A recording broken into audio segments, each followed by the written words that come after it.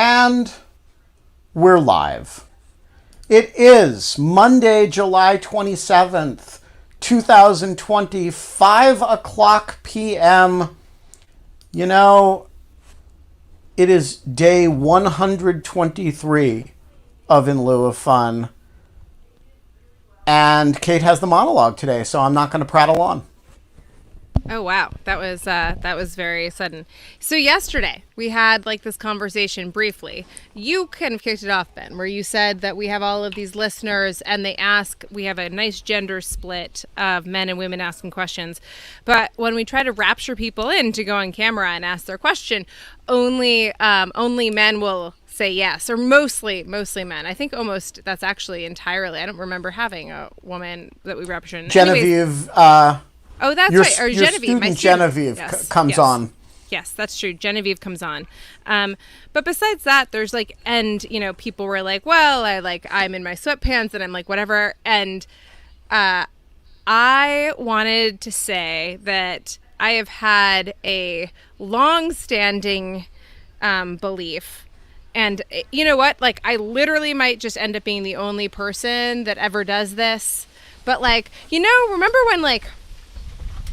Remember when Sarah Bernhardt used to wear like power suits, and like women used to wear like these power suits and pretend that they weren't women and just like wear suits and pretend to be like men basically, and like in all of their affect and everything that they did. And then it became okay to express femininity, but you had to express it in the right way and it couldn't be too like whatever. The one thing that all of this expression of like being a woman in the workplace and being a woman in society and being taken seriously didn't do, I felt was like, where was the schlubby professor that had like 3 coffee stains down his shirt and his like gut was hanging over his, and there's like one thing was tucked in. Preach, girl. And he's like walking around and he's like going on CNN and he's going on like getting interviewed by NPR and he's doing all this stuff. And I was like, that's me. That is me. I hate to shower. I hate makeup. I hate dressing up. And I have come on In Lieu of Fun every day for 123 days without makeup and sometimes a giant cowlick because I didn't even brush my hair and my hair was growing out super awkwardly. That's not the cowlick episode was one of the best episodes. The cowlick episode you can still kind of see it. It's hanging on, but it's finally growing out. But there's like, I just want to say that like, there is like this something to be said for this last bastion of equality to be like who you are, like in your own skin, without makeup and with sweatpants and without combed hair, should be more acceptable for everyone. It's been acceptable for men for a long time. It should be acceptable for women too. And I think it's bullshit that like, which is not to say that you look lovely, Claire. Thank you for wearing a necklace. You look great. But like, you should be comfortable doing what you're doing. But like, we should make it normal that like you can come on and be like in your own kind of like, there is a very, very thin line between our personal lives and our work lives nowadays, as we all know from doing this for the last 4 months. And so I just feel like this is something that I think will be a huge step forward, I hope, for women going into the next couple of months and years, which is just kind of like, I'm ready for it. I'm ready to be the sloppy professor and have it not have anything to do with like, I'm just gonna like start drooling or something when I'm like in faculty meetings and see if anybody notices. But like, anyways, that is my general pitch, and I welcome anyone online or anyone out there to like come on in lieu of dressing up. Exactly as Tony Kava says, in lieu of dressing up, we can just kind of hang out and be ourselves. We are not allowed to have fun anymore, but in lieu of fun, we have Clare Malone. Yeah, hi. From FiveThirtyEight. I'm like trying to talk before you even introduce me. I'm sorry, I'm bad. No, we got to do the introduction. Though I think that Clare actually may need no introduction to this audience, because I think if there is one thing that almost all viewers of In Lieu of Fun likely have in common, it is the obsessive clicking on FiveThirtyEight, as well as probably listening to FiveThirtyEight podcasts. And so I suspect most viewers of In Lieu of Fun really have a sense of who Clare Malone is. That said, for those who do not, Clare Malone is a politics writer at FiveThirtyEight, where she is distinguished by a number of interesting qualities. One, she is not a data person, is sort of self-consciously a political reporter in amidst data people. Is that a fair way to characterize it, Claire? Completely. I'm like a normal journalist. I'm like a magazine person. Number two, she is the person on the FiveThirtyEight podcast most likely to make fun of Nate Silver, which causes her to be admired and revered all over the world. And number three, she, and this is the one I will mention that is purely personal to me, though I think a lot of people share it. She is one of the most sophisticated observers of the political scene associated with that site and has a million interesting things to say. And so, Claire, welcome to In Lieu of Fun. Hope you are surviving lockdown with cheer and equanimity. Thank you. What a lovely introduction. The making fun of Nate is all in good fun. It's how I express I'm from a big family. It's kind of how you express your admiration. But also, just if I can glom onto Kate's monologue, I think it's so interesting because that's actually the makeup thing is a thing I've been thinking about a lot. Like, I think the only time I ever wear makeup lately is when I go on camera. So, like, I have lip gloss on right now because I'm like, oh, well, that's what you do when you're, like, going on camera. But I do think that they're, like, society, and I like jewelry, so I like wear jewelry. But I think society-wide, maybe, like, above the age of 25, women are kind of going to be like, screw makeup to a certain extent. It's so interesting, right? Yeah. It's so clear how performative it is. Like, people, even the people who are like, it's for me, I like it, it makes me feel better, are like, well, I'm not, I'm not gonna. So okay, so here's a question for you, Claire. When there's a long-standing secret in, it's kind of open secret about television appearances that you are done up from only the part that the camera is going to see. And so it's quite common, for example, in the summer, people will go to the studios in, shorts and flip-flops and, a jacket and tie, right? Or the female equivalent. I think that tendency has been extremely accentuated in the COVID era, where we're not even leaving our houses and you're just kind of sitting around, very conscious of what part the camera does and doesn't. Like, I can't tell you how many people have kind of texted me like, oh, I'm about to go on, CNN, in my pajamas, right?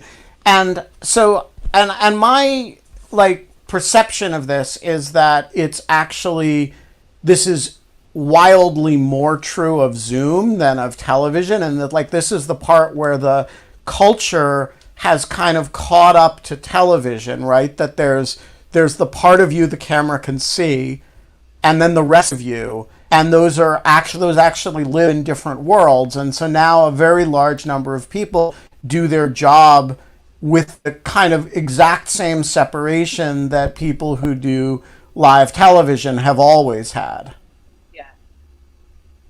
Yeah, I think that's true. I mean, it's funny, while you were talking, when an image popped into my head, which was when I was in college, I was an intern on Nightline, and one of the anchors, who I won't name, because, it doesn't matter, but, he used to do his, top-up monologue, and he'd be wearing, they weren't boxers, but they were, like Ron Burgundy style.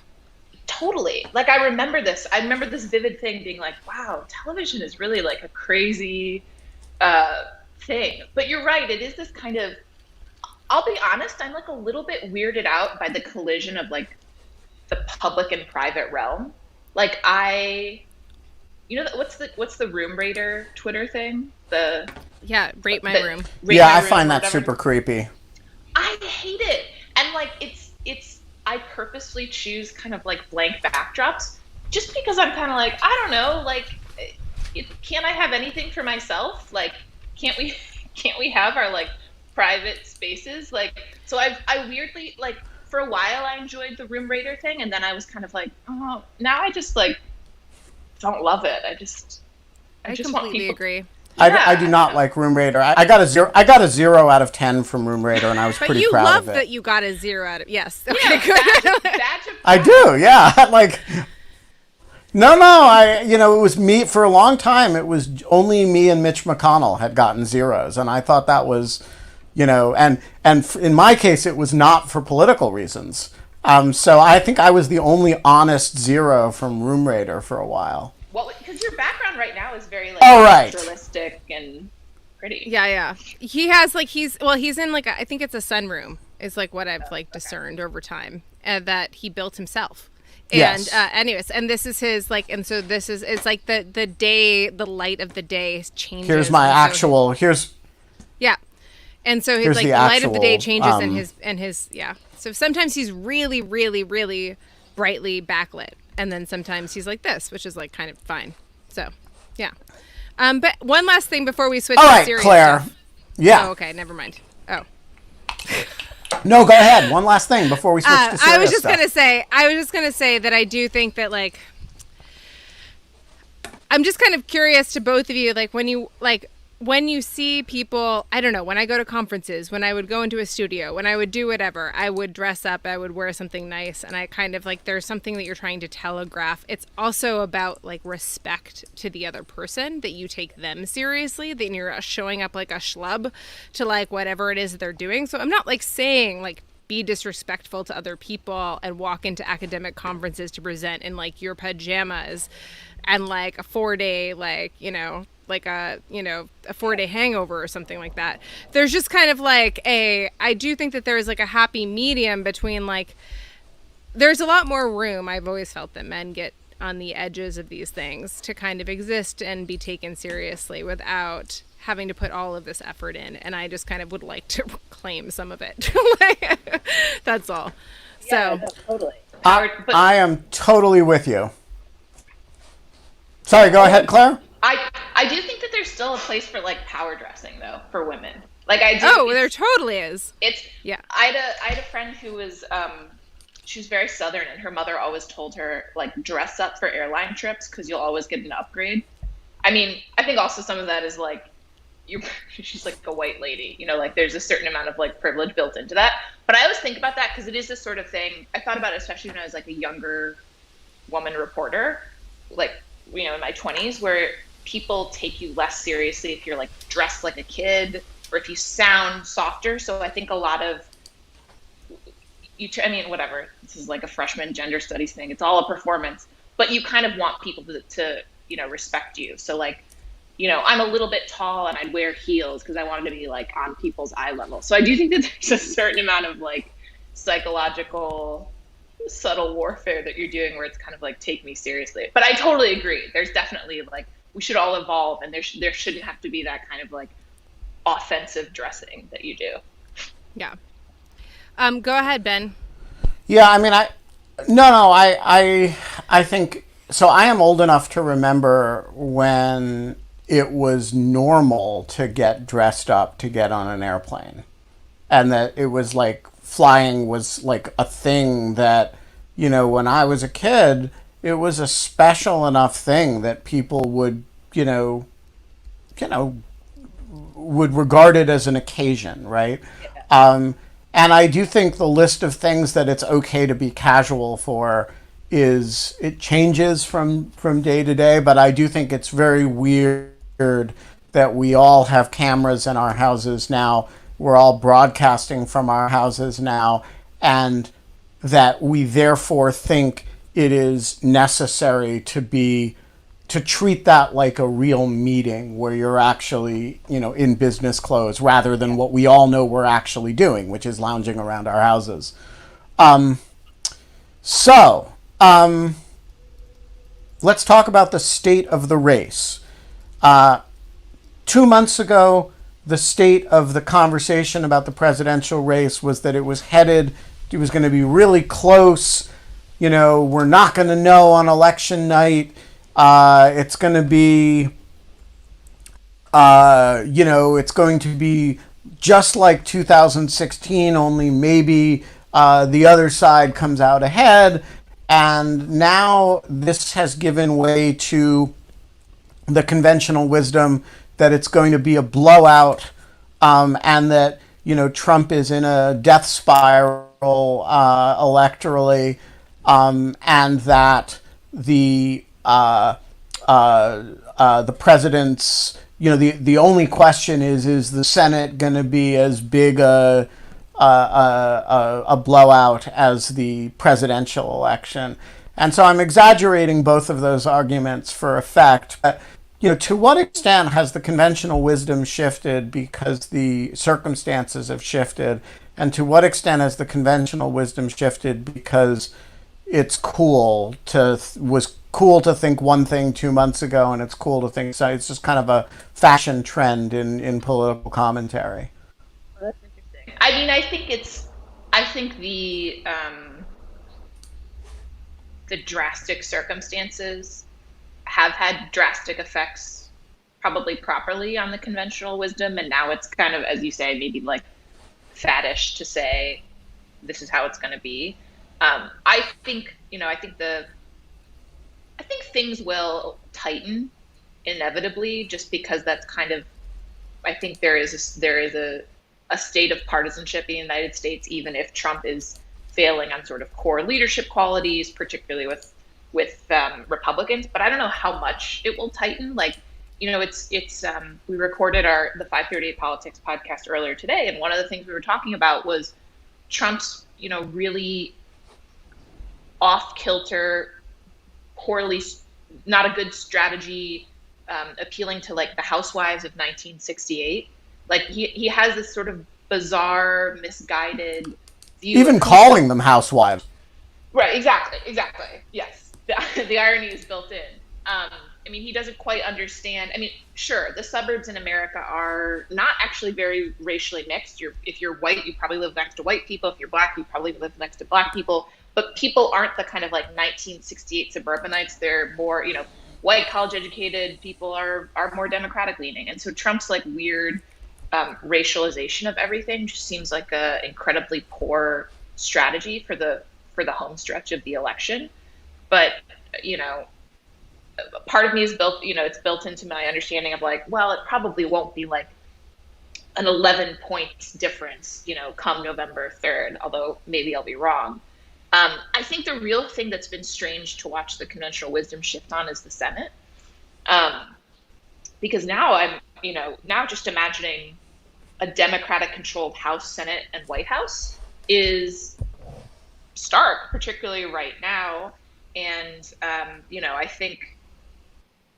I think it's going to be just I'm really loath to make predictions about what the next 3 months will be, just because I'm sort of been conditioned by 538, but also just because I don't know if there's going to be a second wave in the fall. I think there probably will be. I don't know how severe it'll be. I don't know where it'll hit, what regions. All of that stuff is sort of darkly important electorally. And I think the really difficult thing about being at a horse race site during this time, and frankly having an audience that craves the horse race, is because politics has kind of turned into this extremely dark moral debate, which is how many deaths are acceptable. Because no matter what, Democratic or Republican, there are an acceptable number of deaths that society has to deal with. And that's such an uncomfortable conversation to have, particularly in America, where we're used to painting over death. I mean, like, in many, many ways, so it's been a really strange place to be as far as like trying to predict the horse race. But I do think that Trump is in a terrible position. And I do think if you talk to some Republican strategists who are particularly focused on the Senate, they are crazy worried about it, and I think very ready to jump ship if need be in the last couple of months, if they need to sort of really say, what a nut job, let's not lose the Senate, although that's looking like a more and more of a difficult proposition.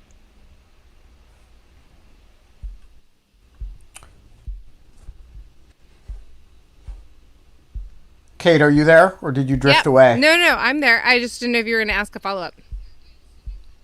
No, go ahead. So I really apologize because of all of the things that have been going on. I have not been diligently following the polls, in part because I've always kind of seen the polls as kind of being like a little bit of like self-flagellation and like until they or like false or like perhaps like false victory until you get closer and closer to the election. They can actually tell you something. They're interesting and they kind of inform things and like they give you a sense of where it's going, but unless you're actually making policy or involved in politics like actively, which I'm not, like they're not, they're just kind of entertainment, I think, more or less. And so one of the things that I'm kind of curious about, like that has happened, like this has been like the topic for the last 4 years, is like the 38% of Trump's complete base that just like does not seem to be moving in any appreciable way, except you kind of saw it moving after the protests. And you kind of saw it moving, and I don't know if that's continued to shift. I haven't looked at the numbers lately, like, or anything else. Like, has that continued to shift as there's been this resurgence in the South? Has the kind of the people who didn't think he handled the Black Lives Matters protests well, like, hang on and continue to kind of be hard on him? What is like the current state of his like 38% base? So it's an interesting question. I mean, I think that for starters, like middle America, to use a whatever, like kind of derisive term, but a useful one in some ways. Middle America is kind of like on the side of the protests. They're much more understanding and sympathetic to the idea of Black Lives Matter, which I think is is sort of like the key thing. If you're Trump, who kind of understands the world through this like Roy Cohn, Nixon, Roger Stone lens of the world.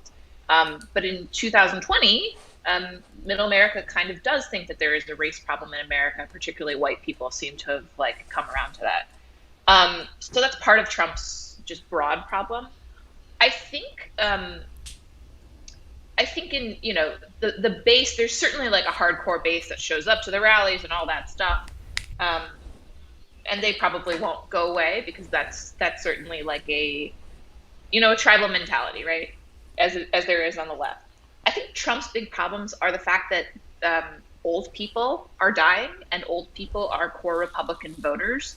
I mean, you look at somewhere like the Villages in Florida, that big retirement community. I think my parents were there in March when all this started happening. Yeah. Yeah. Okay. So I think that zip code has like the highest highest percentage of Trump contributors. And it's obviously in the epicenter in Florida. And now it sort of escaped the virus for a while. And now it's really hitting the Villages, which I think is kind of emblematic of older people being frustrated and upset that Trump has sort of failed on basic leadership things. And they find Joe Biden to be an acceptable, conventional type of politician. He's not a woman. He's not Black, right? So if you're a white, elderly, maybe Republican-leaning voter, you might feel more comfortable with that kind of leadership. But I do think that the pandemic has scrambled a lot of our previous expectations because Trump's basic failure to, be a salve to wounds rather than pouring salt in them does actually bother people who think of themselves as hardcore Republicans who hated Hillary Clinton, who gladly voted for Trump, but they do still see like these basic failures of, death. Right? It's like the starkest terms you can put it into. It's like some of his base is dying, literally. Yeah, I think that's right. Ben? We have a question from Andrew McMahon, who seems frozen, but maybe his voice will be able to be heard. Andrew, the floor is yours. Hi there. Yeah, I'm just here on my smartphone. That's why it looks frozen. Hi, Claire. So my You look question great. We for got you, half your face. We've got Mostly a nostril. good mostly nostrils. still image of your nostril. It's great. Yeah. Sorry about that. No So problem. We're digging it. okay. So the question is about ending the filibuster this time around, whether it seems somehow more realistic. I think Biden was quoted a few weeks ago of even being open to it, which that alone seemed pretty shocking. But it really does seem like after all these years, McConnell may have overplayed his hand a little bit because there's really no trust, I don't think, of that there's any kind of institutional norm to fall back on at this point. I mean, you would have to think if the shoe was on the other foot, the Republicans would end it. So if you could just give us your thoughts, reactions about that issue. Filibuster. I mean, I think like it's not a thing that a lot of people will vote on. What do you think? Is the filibuster toast? I don't know. I mean, I think it's like from an electoral perspective, I think it's kind of like who cares, right? If you're a regular voter. I think from an institutional perspective, it's a really interesting question. I mean, it's not to be perfectly honest with. Was it John who asked the question? I haven't thought a ton about it, either generally or lately. I was listening to an interesting conversation, I think last week with on the Slate Political Gabfest with I think Emily Bazelon and Jamel Bowie were talking about it and sort of giving interesting pros and cons. I think the idea of Biden, he brings in the kind of the psycho baggage of being a vaunted U.S. senator for decades and decades, coming in with this kind of like this, frankly, like mythology about the Senate. And I do buy that, like, it is a mythology that the Senate is the greatest legislative body. It's obviously proven to be a bit of a disaster. But you could see Biden and his dotage wanting to say, listen, I'm going to reform this institution that I spent most of my life in. I want to kind of do the yeoman's work and fix it for future generations. He has this whole theme of being potentially the bridge president, right? Like maybe he'll only serve, if he wins, maybe he'd only serve a term, and it would be a fix everything that went wrong in the last 4 years and then go from there kind of term. Like in some ways, the scope of Biden's ambitions is not broad. It's more just like, it's like when you go return to normal. Yeah, exactly. It's like when you talk to an ER bring us back from outer space. Yeah, it's like when you talk to an ER doctor, they're always like, our job at the ER is to make sure that you don't die. And if you want anything further, go to someone else, right? And in some ways, that's the proposition of the Biden presidency is like, we are taking institutions to the emergency room, preventing them from dying. If you want to do anything further, see a specialist, right? Or elect a different kind of Democrat in 4 years when everything isn't so bananas. But it is an interesting question. And he is an institutionalist, I think. But I don't know how the mythology of American life squares with the reality of American life, particularly on the Senate. Yeah. I hadn't even been thinking ahead to this. I also think the political... Go ahead, Ben. I also think the political left has developed a weird mythology of its own about the filibuster, which is that, we, i.e. that community, can never get anything done as long as there's the filibuster because it can't get 60 votes. But it can get 51, right? And so the Democratic coalition, without compromising, can, under certain circumstances, get 51 votes.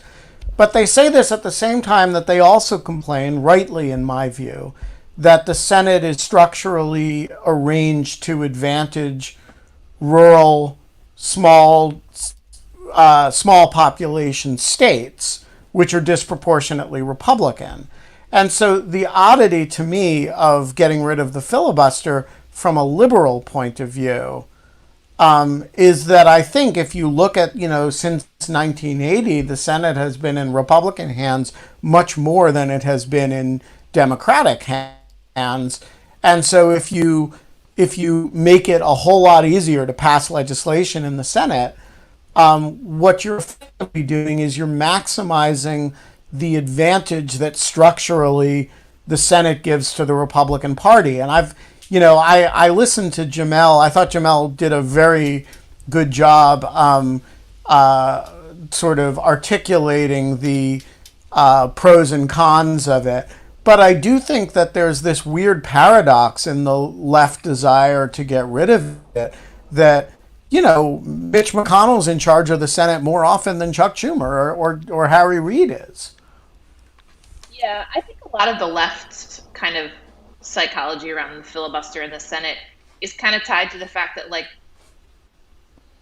listen, America is a massive country, population-wise and geographically. If we were making up, three branches of government today, we wouldn't have the Senate, I think, in the way that it's laid out. So I think a lot of Democrats, when they rail against the Senate and the filibuster, are kind of railing against the institution of the Senate as it's made. And one of the reasons that I think Jamel is really good on this is because he's like done the historical reading, because the Senate is such a creature of its own history and rules, and that obviously it's like those things happen within the events of their time. So I think, I'm going to butcher the history, but I think he was saying that, like, they first discovered that you could have the filibuster during, like, a really early Senate session where Aaron Burr discovered, like, cloture basically by mistake. And then it kind of wasn't used for like 100 years. Yep. And it kind of popped up again. So it's kind of like, so it's unintentional is sort of the point, right? It's like, it's a bug, not a feature. And we've turned it into a feature. So speaking of kind of the vast nature of the United States geographically and culturally, and just like, I think that this has never been, I don't know, as sharply in focus as the last couple of months of seeing people's reactions culturally to COVID and the way that states have reacted and local governments have reacted in the absence of kind of a federal mandate. I'm very interested to know when FiveThirtyEight is thinking about polling, thinking about looking at where they're going to focus. Where are they focusing? There's swing states, obviously. We still have like all of these Massachusetts, I'm throwing my vote away as like I'm actually not registered Democrat, but if I was going to vote Democrat, I'd be throwing my vote away in Massachusetts or in New York. And so like, nationwide polls are no good. Like the statewide polls are interesting, but then like statewide isn't even as interesting as if you went to like and did like a certain number of sample sizes in rural versus metro areas of Ohio or Pennsylvania or whatever else. So how are you guys splitting this out? Has it changed a lot since 2016? Has it stayed the same? Is this a game that they know really well how to play in terms of setting up kind of the statistics and then the journalism that's going to flow from that? Yeah, I mean, I don't know how Nate makes the model. I know kind of the basics, right? Which is like take polls, weight things. I mean, there's certainly like, we know that certain states kind of tend to shift together regionally. So like Michigan and Ohio might shift together in the same way. But I think just in general, how we're thinking about the election this year, I mean, I think we're thinking about election month, not election day. We expect that we will not have a official winner, whenever it is midnight on November 4th. We expect there to be, I think, contentious stuff over write-in, mail-ins, and all that stuff.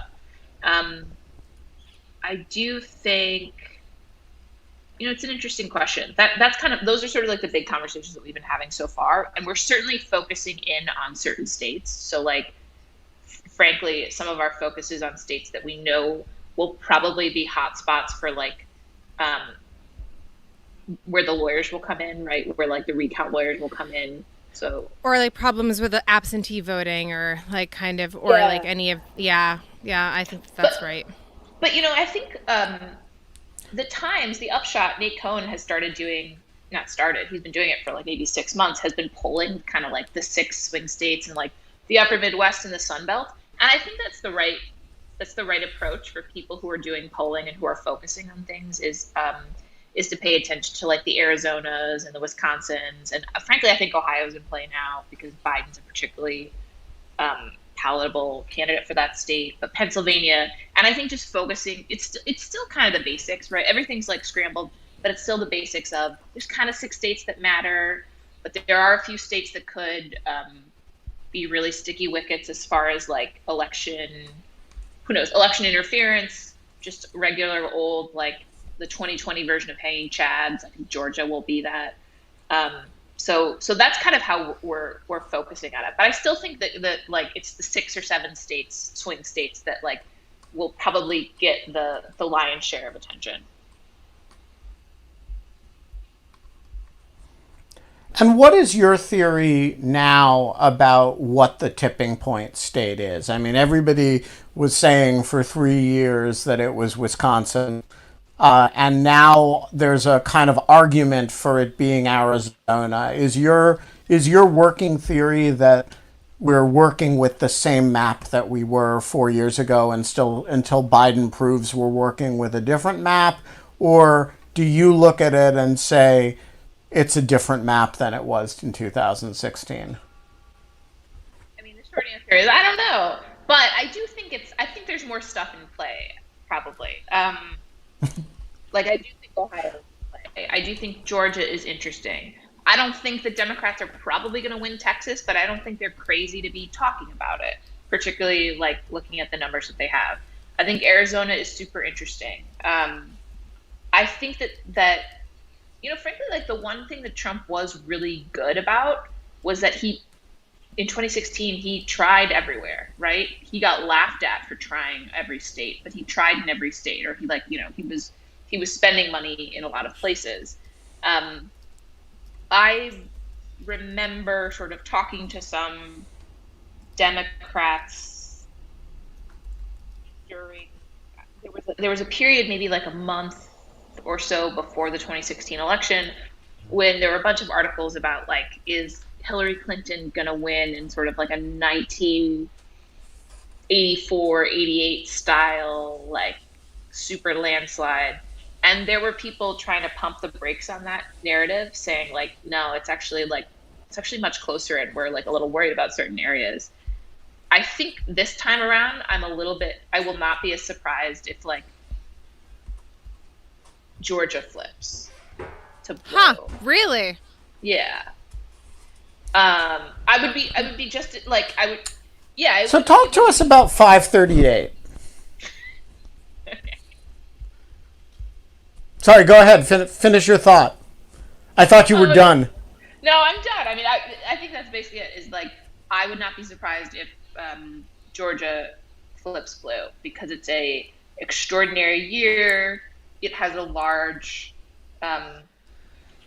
Democratic population that I think has seen there have been pretty, like, concerted and successful efforts to register people and have them turn out to vote.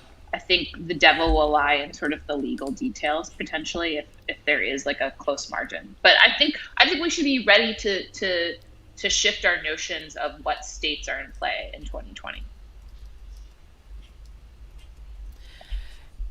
But go ahead. So I think that Ben was going to ask to talk about 538. So, and I think you have like a 3-second delay or something, Ben, which is making the timing of the questions just like slightly off. I think that, like, that's why, like, you guys we're tripping over each other a little today. But yeah, tell us about 538.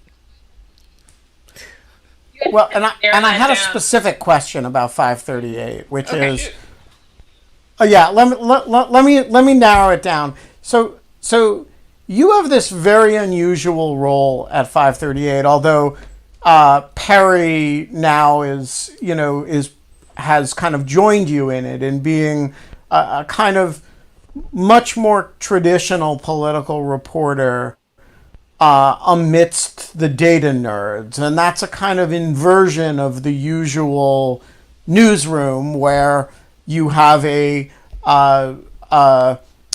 data nerd amidst the political reporters. And so I'm actually just interested in the culture of the place.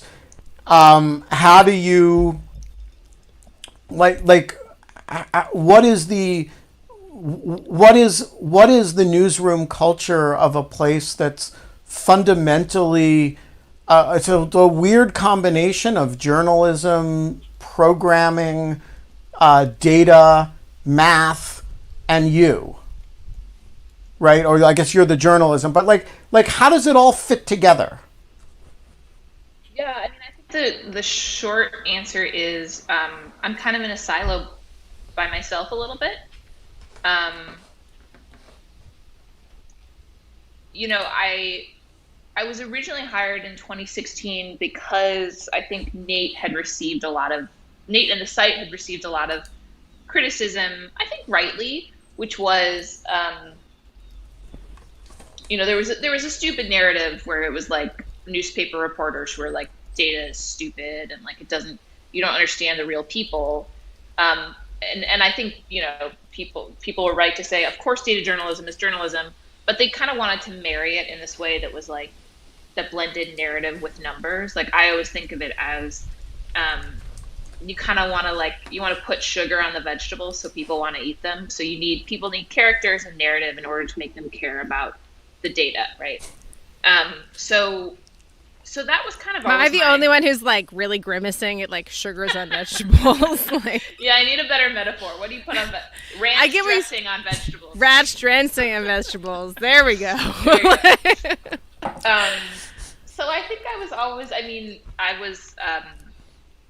am in a silo with my editor, who also comes from magazines and sort of more like. He was at Slate for a while. He was at Reuters. I was at the New Yorker. I was at the American Prospect. We both kind of have like traditional magazine or like journalism backgrounds. And so I think the two of us tend to, you know, we're around 538 all the time. Obviously, we're in conversations with people, but we think about stories differently. We think about stories with narrative and history first. Like we just think differently about stories versus other people in the newsroom. And I think that's, you know, there's good and bad to that, right? Like I think broadly our newsroom is really different from others in good ways, in that we don't have we have a really big geographic diversity, in part because we have people who telework, so that's great. So we have people all over the country. I think Nate, being an outsider, kind of tends to like to hire outsiders or people who don't have traditional journalism backgrounds. I think Perry and I are actually kind of unique in the sense that both of us came from kind of like big East Coast journalistic institutions.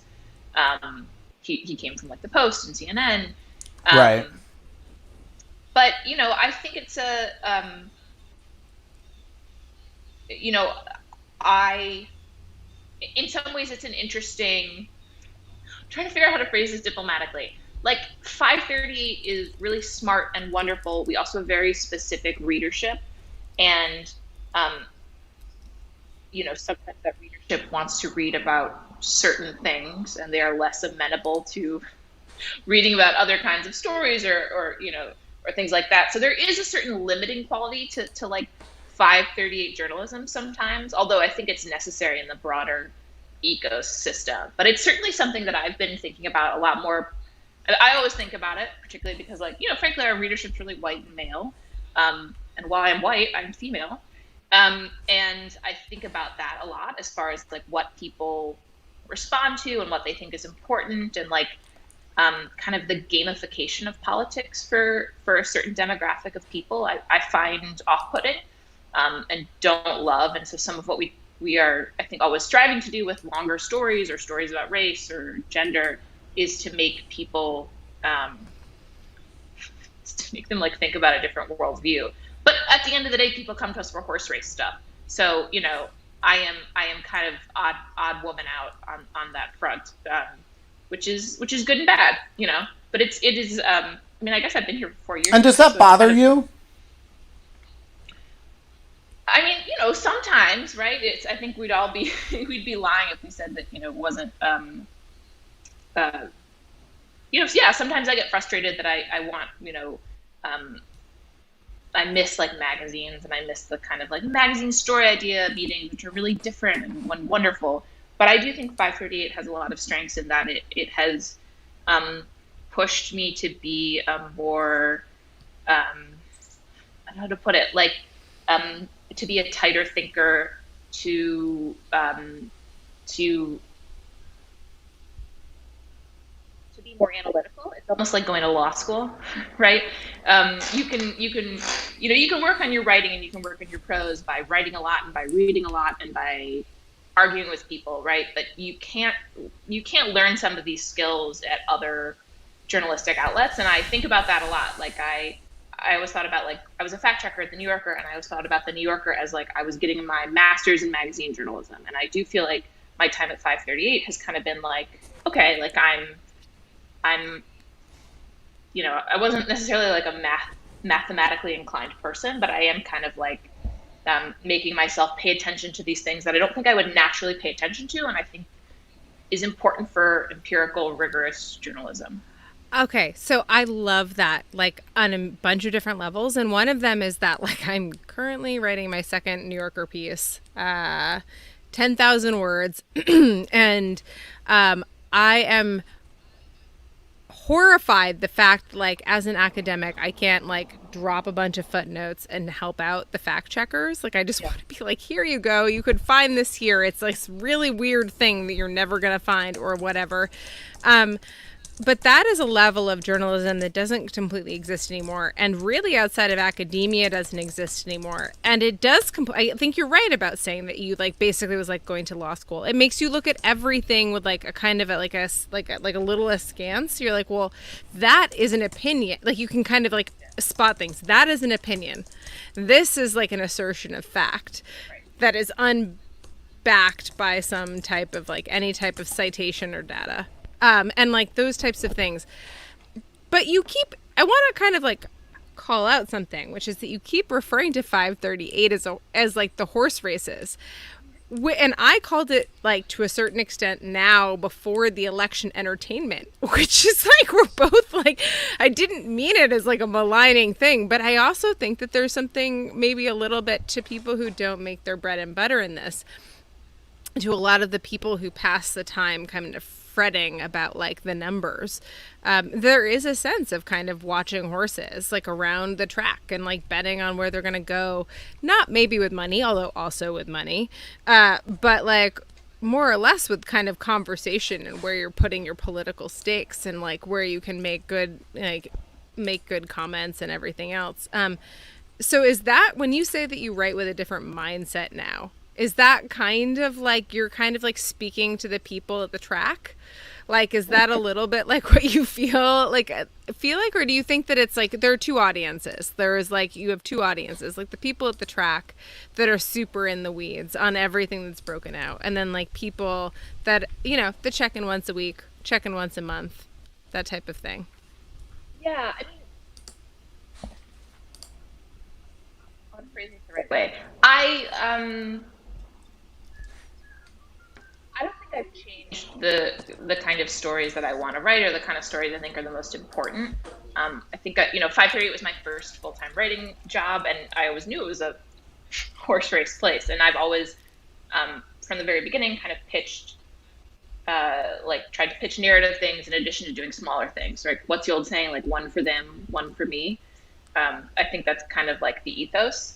I do think as I've gotten, over the 4 years, as I've gotten both more comfortable and maybe too comfortable within the organization, and sort of knowledge, like developed an opinion about the kind of like what horse race politics means to certain people, I have developed probably a certain point of view where I want to make those people uncomfortable to a certain extent. Like, I don't think politics is a game. I think the pandemic has put a finer point to what the Trump administration did for a lot of people, which was say, this isn't democracy isn't a passive thing, right? It requires maintenance, and it means a lot to a lot of people. And I think, I think women probably think more about the politics as personal earlier on in their lives, right? Like, I think I grew up Catholic, and I went to a Catholic college, and I certainly remember having very early conversations in like high school and college with women talking about abortion, right? Like, as personal decisions. That's such a casual and common political thing to talk about in America, but it's super super personal. No, I think that's. I know. I think that's. I've never thought about it in those terms, but I think that's right. Politics was super personal the second you had your period. Like, that was like, it gets super personal pretty fast. Like, I mean, it does, right? It does, and it's not. I mean, it's. I mean, I had a friend who's a journalist, who told me two good things. Good, maybe not good, dark things. One, she said journalism is a war of attrition. And two, she said, you're going to get more radical as you get older. And I don't even necessarily think that applies to like getting more left leaning. I think it just applies to like, you see more and more how much of what you thought was just, things that happened to you are actually, part of a broader culture and part of things that are promoted. So like, I think we've been talking a lot in the media about racism. We've been talking about misogyny for a long time. Those are real things, and people do perceive women differently and Black people differently. And I think that's and there's tokenism, right? Like, I would say that for the first couple of years when I was at 538, I thought a ton about the fact that like people were reacting to me as being the only woman on the podcast, and they would react to me in ways that made me uncomfortable, not just like talking about your looks or like whatever, but like when women would say, I don't like how they interrupt you. And my initial reaction would be like, they're not interrupting me. Like I can stand up for myself. So you become this projection of other people. And a friend had to say that to me. They had to say like, stop taking everything so personally. People are projecting stuff onto you, and that's kind of okay. And you just have to like let it lie. But Ben, you interrupt me all the time. Sorry. That was a joke. I was interrupting a woman to make fun of Ben. Yeah. Sorry. I just want to point out, in my own defense, that the delay makes it hard to speak without interrupting somebody, because you actually don't know who's speaking whenever you open your mouth. You're doing great, Ben. Sorry, I'm done talking for a while. But no, that was amazing. I'm actually really glad that you spoke about that, because that's actually really helpful to hear. That's awesome. Yeah. Do you want Big Blue Blogger? Are we going to go to Big Blue Blogger? I can't even say it. We can now identify the Big Blue Blogger by his face. It's only a matter of time. We're going to find out who you are. We're going to find out his name. We're going to run a Google image search against the Big Blue Blogger. We're going to out you. Big Blue Blogger, the floor is yours. Don't do that, anyone. Yeah, do not do that, people. Do not do that. I trust you. Ben. I know you would never dox anybody. Claire, first of all, love your work. Really appreciate the site. So thank you for all you do. I have a question about the relative weighting of partisanship or negative partisanship versus candidate quality. I was wondering if the Democrats, in your opinion, had known that so many seats would be flippable. Do you think recruiting some stronger candidates might have made a difference? Could there have been more Bullocks and more Montanas?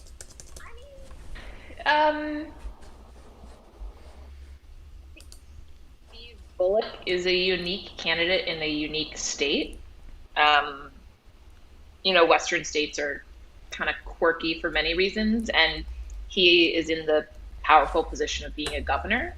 It's an interesting question. I think people have a lot of longstanding criticisms of the Democratic Party at a state level. There was a ton of criticism for the Obama era, kind of letting things fall to seed a little bit as far as like recruiting people from local levels of government and kind of like grooming them and watching them and let them develop into stuff. I mean, this goes back to something I was talking about earlier, which is like the idea of trying to play in every state is a little bit new, in part because we have been so keyed into like the US being such a hardcore partisan place, which is true. So it's kind of hard to say. I also do think that there's this like, states have tended to choose candidates ultimately that are probably going to like be the most electable within their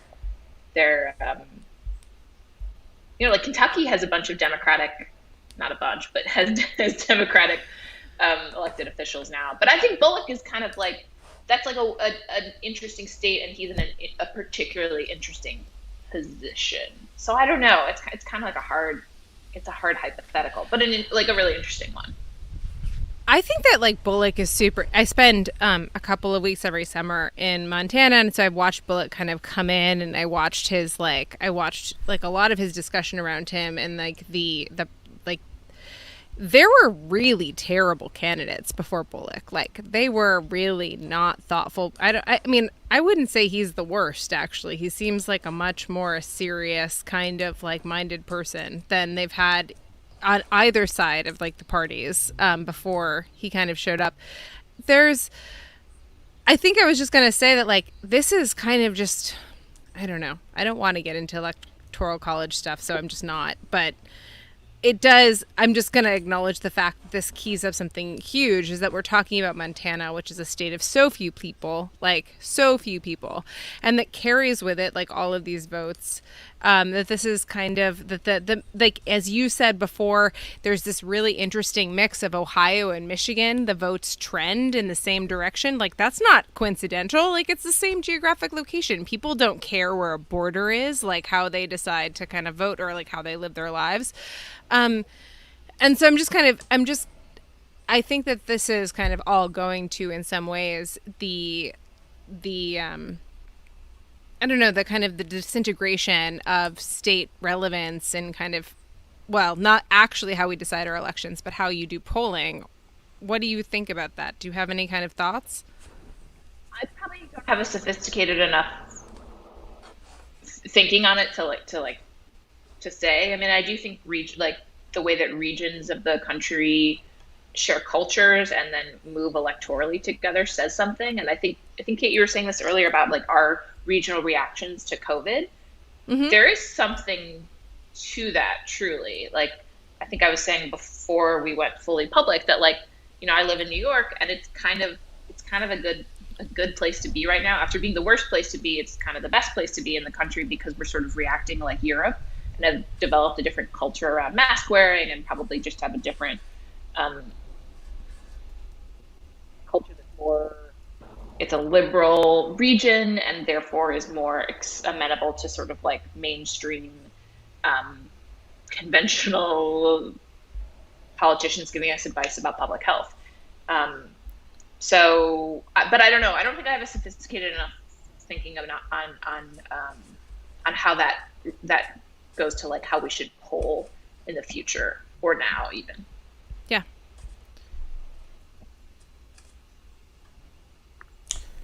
Alice Watson, you get the last question. It's good to see you. Yeah, I washed my hair today, so it's a very pretty color. Thank you. I was lucky that I got it done right before the pandemic.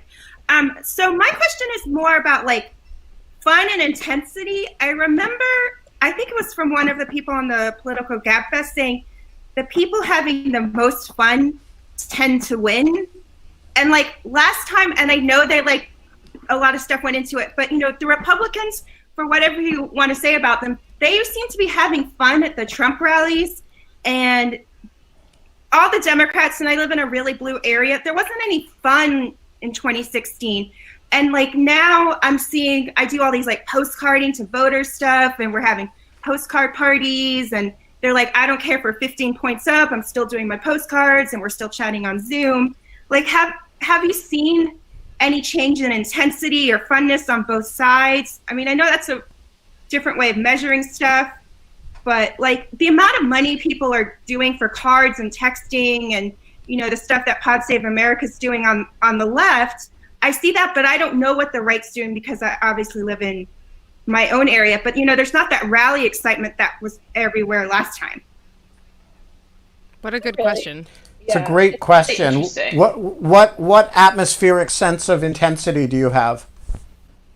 I mean, the short answer is like I don't have one because it's such a weird campaign. So like I'm not on the road. Like I'm not like seeing people. It's like it's this bloodless, in my views, in some ways, like, you know, a lot, you get these, like, the pool events that you get pool reports for are like Zoom conferences with like Joe Biden or whomever, and that's kind of weird. And so it's such a good question that she asked, and I don't know. I would agree with her that like going to Trump rallies, you get why people like Trump rallies. Trump can be funny, sometimes unintentionally, but sometimes he's got like, you know, the carnival barker kind of thing going on. And Trump rallies were this interesting mixture of like kind of Trump's vaudeville show, and then like, you know, you'd be in these big airplane hangars and there'd be like a massive American flag and there'd be these firefighters and policemen and they would play the national anthem and there was this sort of solemnity attached to it. So it was kind of like church revival plus comedy show. And it was like, it was an atmosphere, you know, it was not dull at all unless you read that Snake poem, which was dull. But I think everyone is actually not paying attention to campaigning in some ways. Like, I think there's certainly a very self-selecting slice of people who are, you know, doing the postcards, all that stuff. Most people are worried about COVID-19, preoccupied with the economic prospects that are sort of facing them, often dire. So I do think that there's just an odd, hollow. But some of that might be informed by the fact that like I feel a bit at loose ends because I'm not traveling and I'm not like doing the same kind of campaign coverage that I would be doing, which I don't love. It is so insane. It is so, like, I'm friends with Dave Weigel. He used to like, I mean, like, I just used to follow but his. Still traveling, which is like another thing.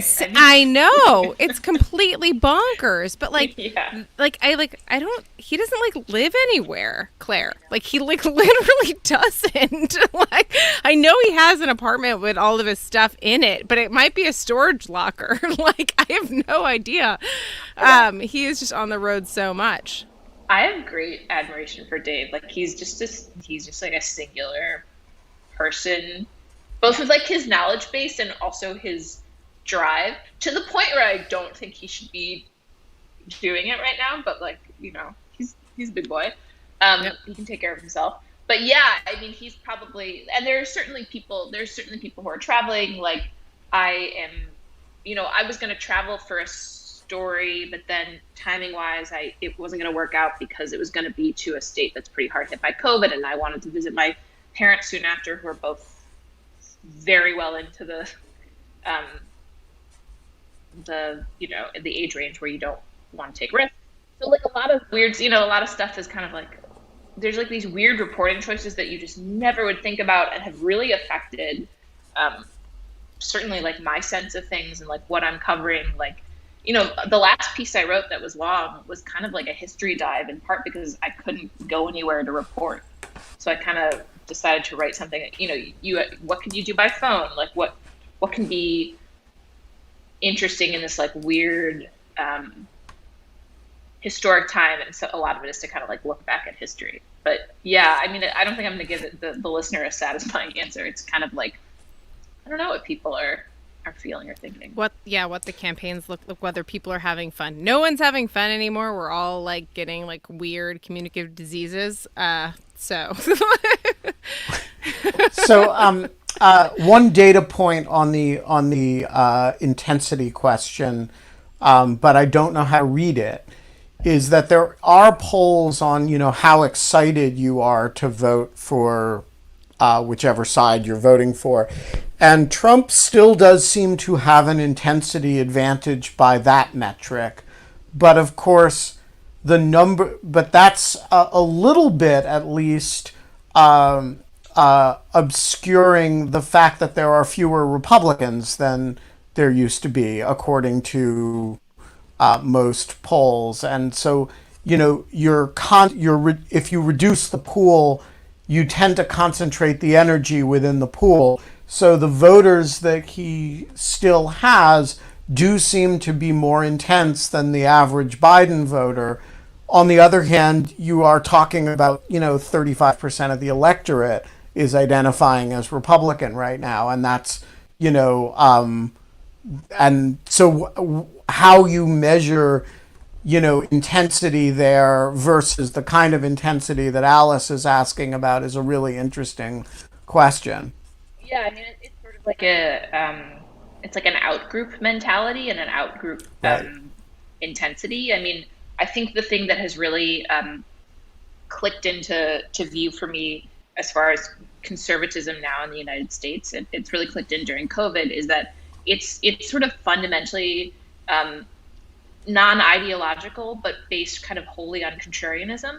And I think it's sort of met its intellectual end in some ways with the fact that science is science and facts are facts, as far as, especially when it comes to life and death situations. So the misinformation about COVID-19, governors sort of giving a political spin on that maybe worked for 6 weeks, but now, as we see in Florida, and we see in Florida poll numbers, as the death count goes up more, I think I saw a Quinnipiac survey that said something like 60% of Floridians say that DeSantis made the wrong decision in reopening the state. I mean, which a lot of people would say, no shit, Sherlock, but contrarianism is really, if you're an out group, if you're a group that is not doing a lot to practically expand your electorate, is not doing a lot to bring new people into your ideological core. Because this is not to say that there's not an ideological core within the Republican Party. It's just that they're not relevant. They're not like the popular base. Like Paul Ryan is out of politics for a reason, right? He's biding his time, but like the current strain of of conservatism, like popular conservatism, is contrarianism, and I don't think much else. And that is a strange thing that I think is born out of how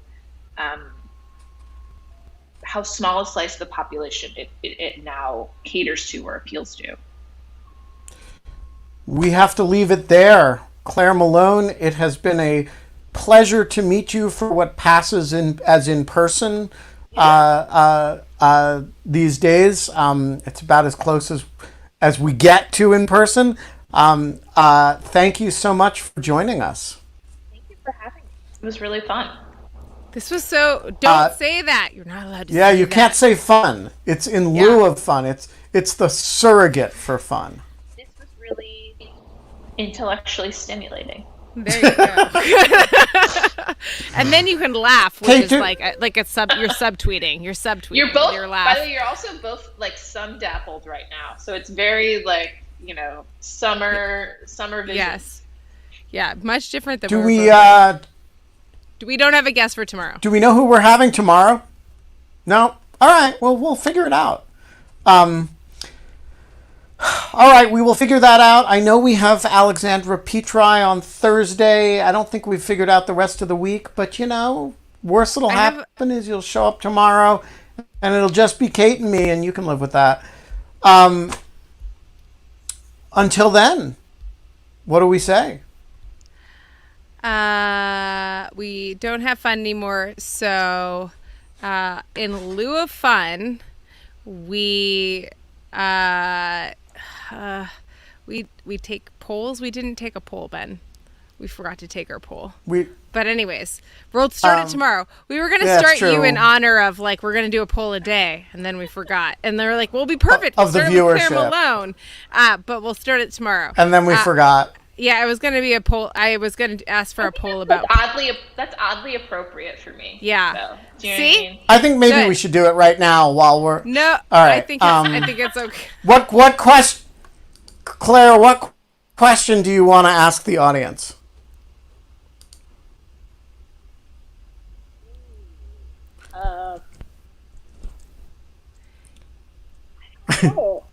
This is like a job interview I'm not prepared for. All right, hang on a second. Should Claire tell Nate that polling is overrated? Yes. Yeah. What? Like, I mean, like, yes, just because I want to see like the fallout. Like, well, maybe no, because I want to see the fallout. It probably is, and I think I probably told him that insofar as. I know. I was gonna say this sounds like a general conversation people would have with Nate all the time. All right, let's add the word repeatedly.